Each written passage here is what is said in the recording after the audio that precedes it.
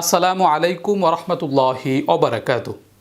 সম্মানিত দর্শক, আমি ইয়ামিন বিন ইমদাদ আজকে আপনাদের সামনে ঈদ উল ফিতরের নামাজ নিয়ে হাজির হয়েছি। এই ঈদ উল ফিতরের নামাজে কিভাবে নিয়ত করতে হয়, কোন কোন সূরা দিয়ে পড়তে হয়, কত রাকাত পড়তে হয়, নারী এবং পুরুষ কিভাবে এই ঈদের নামাজ পড়বে, এই চারটি বিষয় খুবই সংক্ষিপ্তভাবে আপনাদের সামনে উপস্থাপন করার চেষ্টা করব। ওমা তৌফিক ইল্লা বিল্লাহ। সম্মানিত দর্শক, আলোচনা শুরু করার পূর্বে আপনাদের সামনে একটি উদারত আহ্বান নিয়ে হাজির হয়েছি। আপনারা অনেকে অবগত আছেন, আমার নিজ মহল্লার মসজিদ, যে মসজিদ গত বছর কাজ শুরু করেছিলাম, আপনাদের সামনে আহ্বান করেছিলাম, আপনারা অনেকেই সহযোগিতা পাঠিয়েছিলেন। কিছু কাজ আমাদের এখনও বাকি আছে। আমাদের যত সংখ্যক মুসল্লি মহল্লায় রয়েছে সেই সংখ্যা হিসাব করলে আমাদের নিচতলায় জায়গা সংকট তৈরি হয়, যে কারণে আমরা দোতলা ছাদটা কমপ্লিট করার নিয়ত করেছি।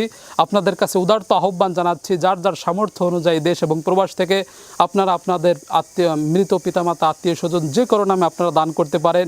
এই সবের কাজে যদি আপনি অংশগ্রহণ করতে চান তাহলে আমার সাথে সরাসরি যোগাযোগ করে, অর্থাৎ স্ক্রিনে থাকা নাম্বার 019198024114 এই নাম্বারে আপনারা ইমো এবং হোয়াটসঅ্যাপে সরাসরি আমার সাথে যোগাযোগ করে বিস্তারিত জেনে তারপরে সহযোগিতা পাঠাতে পারেন। তো সম্মানিত দর্শক, ঈদ উল ফিতরের নামাজ আমরা কিভাবে শুরু করব। প্রথমে মনে রাখতে হবে, ঈদ উল ফিতরের নামাজ হোক অথবা ঈদ উল আজহার নামাজ হোক, এই ঈদের নামাজ বড় জামাতের সাথে পড়তে হয়।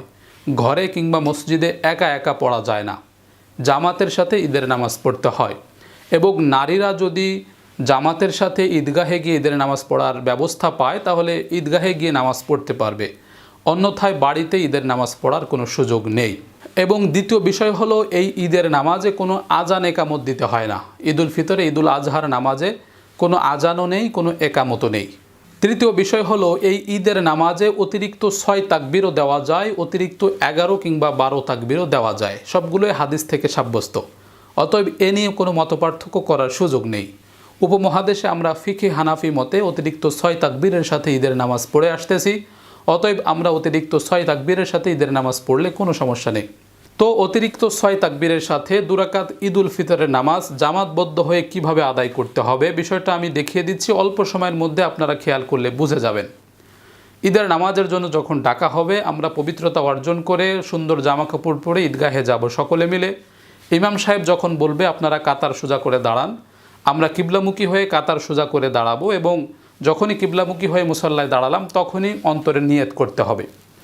তো অ্যাজ এ মুসল্লি হিসাবে আপনি যখন একজন মুক্তাদি হিসেবে নামাজের নিয়ত করবেন তখন অন্তরে এভাবে সংকল্প করবেন যে আমি এখন 2 রাকাত ঈদ উল ফিতরের নামাজ ওই ইমামের পিছনে কিবলামুখী হয়ে আল্লাহর সন্তুষ্টির জন্য আদায় করিতেছি। এই কথাটুকু নিজের ভাষায় অন্তরে সংকল্প করবেন, তাতেই নিয়ত হিসেবে যথেষ্ট হবে। আর যদি আপনি একজন ইমাম হিসেবে নিয়ত করতে চান তাহলে ইমামতির মুসল্লায় দাঁড়িয়ে আপনি সংকল্প করবেন যে আমি এখন 2 রাকাত ঈদ উল ফিতরের নামাজ পড়াচ্ছি কিবলামুখী হয়ে আল্লাহর সন্তুষ্টির জন্য, বা আমি ইমাম হিসেবে নিযুক্ত হয়েছি। এতটুকু কথা অন্তরে সংকল্প থাকলেই নিয়ত হিসেবে যথেষ্ট হবে। এর চাইতে অতিরিক্ত আর কোনো কথা প্রয়োজন নেই। এতটুকু কথা অন্তরে সংকল্প করে ইমাম সাহেব যখন আল্লাহু আকবার বলবেন, মুসল্লিরাও সকলে জিহ্বা নাড়িয়ে আল্লাহু আকবার বলে তাকবীরে তাহরিমা হাত বেঁধে ফেলবেন। এভাবে হাত বাঁধার পরে প্রথমে সানা পড়তে হবে, আল্লাহুম্মা বাঈদ বাইনি অথবা সুবহানাকা আল্লাহুম্মা ওয়া বিহামদিকা ওয়া তাবারাকা ইসমুকা ওয়া তাআলা জাদ্দুকা ওয়া লা ইলাহা গায়রুক। সানা পড়ার পরে অতিরিক্ত 3টা তাকবীর বলতে হবে। কিভাবে বলতে হবে? আল্লাহু আকবার বলে হাত ছেড়ে দিতে হবে, আবার আল্লাহু আকবার বলে হাত ছেড়ে দিতে হবে, এরপরে আবার আল্লাহু আকবার বলে হাত বেঁধে ফেলতে হবে। এই যে প্রথম রাকাতে অতিরিক্ত 3টা তাকবীর সানা পড়ার পরে, এইভাবে 3টা তাকবীর দেওয়ার পরে হাত বেঁধে আউযু বিল্লাহ বিসমিল্লাহ পড়ে সূরা ফাতিহা পড়তে হবে। এরপরে আবার বিসমিল্লাহ পড়ে যে কোনো একটা সূরা পড়তে হবে।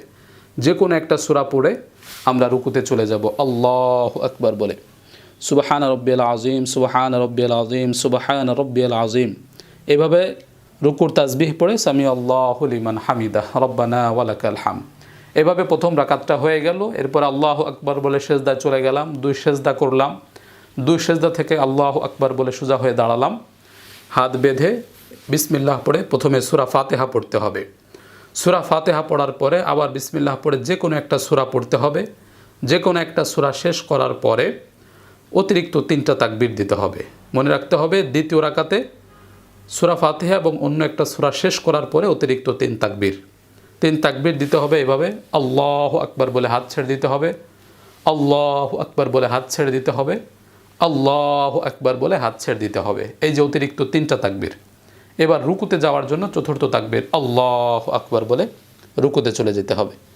এইভাবে রুকু সেজদা করে বৈঠকে বসে তাশাহুদ, দুরূদ শরীফ, দোয়া মাসুরা পড়ে আসসালামু আলাইকুম রহমতুল্লাহ, আসসালামু আলাইকুম রহমতুল্লাহ বলে সালাম ফিরিয়ে ফেলবেন। এভাবে আপনার ঈদের নামাজটা শেষ হয়ে গেল। সেটা ঈদুল ফিতর হতে পারে, ঈদুল আজহা হতে পারে। তো মনে রাখতে হবে ঈদের নামাজের পরে 2টা খুতবা দিতে হয়, এটা সুন্নত। রাসূল করিম সাল্লাল্লাহু আলাইহি সাল্লাম প্রত্যেক ঈদের নামাজ পড়ানোর পরে দাঁড়িয়ে গিয়ে সবার সামনে খুতবা দিতেন এবং কোনো সাহাবী উঠে যেতেন না। এবং আমরা সকলেও এই সুন্নাতটা পালন করব। ঈদের নামাজের পরে যথাস্থানে বসে থাকব, ইমাম সাহেব দাঁড়িয়ে খুতবা দিবেন, তখন খুতবা শেষ করার পরে আমরা আস্তে আস্তে বাড়ির দিকে রওনা হব। এইভাবে ঈদের নামাজটা পড়লে পরিপূর্ণ হয়ে যাবে।